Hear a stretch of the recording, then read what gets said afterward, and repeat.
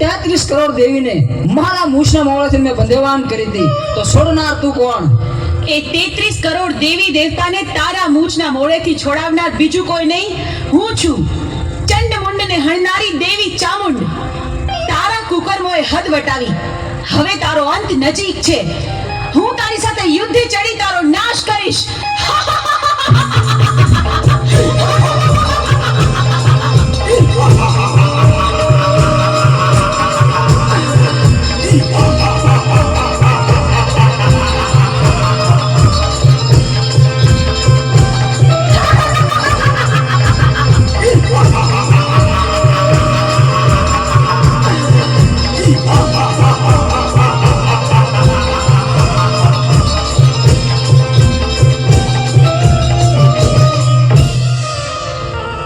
કરોડ દેવી મને પહોંચવા નહીં દે તો ચાલ, હું શ્રાપ બનીને ભાગી જાઉં.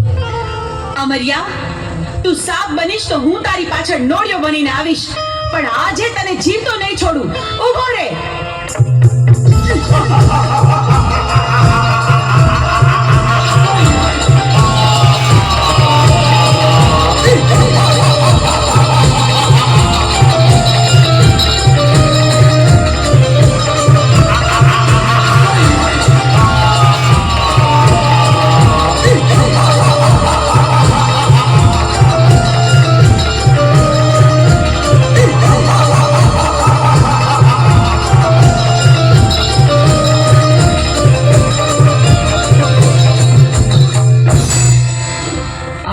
કરોડ દેવી વધી જશે, મારી શક્તિ ઘટી જાય છે, તો મને પહોંચવા નહીં દે તો ચાલ, સાયલાના સરોવરમાં છુપાઈ જાઉં.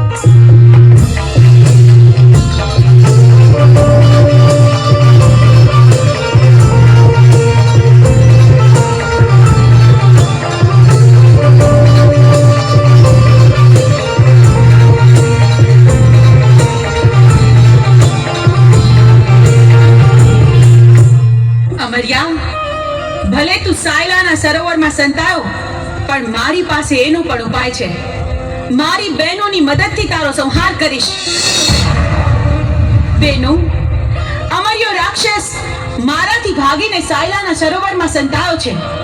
હાલો, આપણે બધી બહેનો ભેગી મળી આખા સરોવરનું પાણી ખોબલે ખોબલે પી જાય. સાયલાના સરોવરને ચરણામૃત ન બનાવું તો હું ચોટીલાની ચામુંડ નહીં.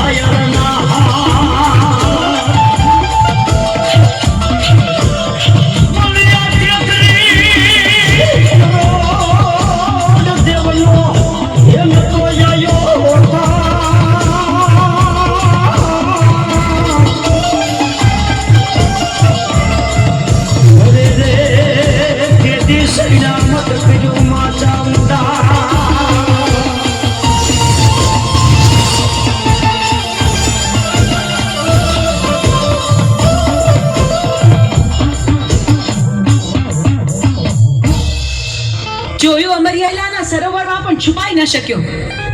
બેનો, હવે બરાબર જોજો, હવે અમર્યો છટકીને ક્યાંય ન જાય.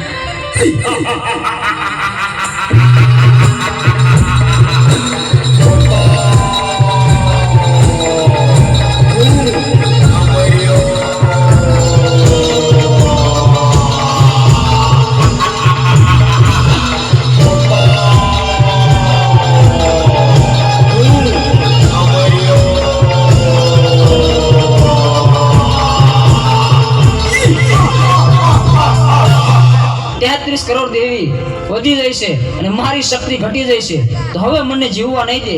તો ચાલ, સામે ગાયનું કરકું પડ્યું છે, તો એમાં સંતાઈ જાવ, તો પણ અહીંયા કોઈ પણ દેવી નહીં આવે.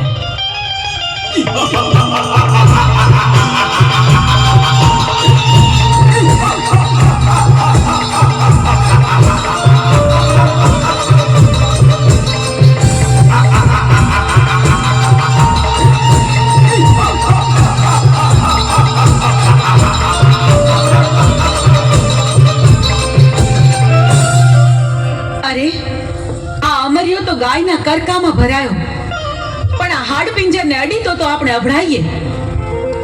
પણ અમર્યા રાક્ષસનો સંહાર તો કરવો જ પડશે.